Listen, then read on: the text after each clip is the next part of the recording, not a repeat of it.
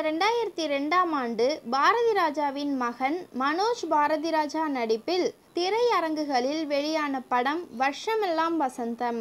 இப்படத்தை ரவிசங்கர் இயக்கியிருந்தார். இதில் சோகம் என்னவென்றால், இயக்குனர் ரவிசங்கர் மற்றும் நடிகர் மனோஜ் இருவரும் தற்போது உயிருடன் இல்லை.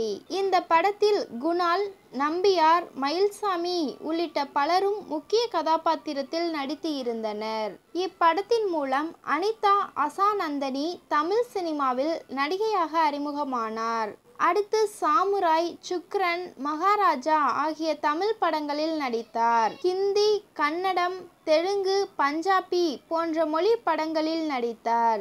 வருஷமெல்லாம் வசந்தம் படத்தில் இடம்பெற்ற எங்கே அந்த வெண்ணிலா பாடலில் நடிகை அனிதா ரியாக்ஷன் ரசிகர்களை ஈர்த்தது. அப்பாவி பெண்ணாக கவர்ந்தார். 2016ஆம் ஆண்டுக்கு பின் 6 ஆண்டுகள் அனிதா எந்த படத்திலும் நடிக்கவில்லை.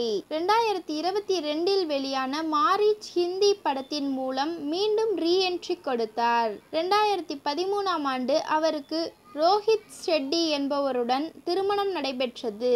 இந்த தம்பதிக்கு ஒரு மகன் உள்ளார். மும்பையை சேர்ந்த அனிதாவுக்கு தற்போது 44 வயதாகிறது. சினிமாவில் பிரேக் எடுத்தாலும் இன்ஸ்டாகிராமில் ஆக்டிவாக இருக்கிறார். அவரது புகைப்படங்கள் வெளியாகி வைரலாகி வருகின்றன.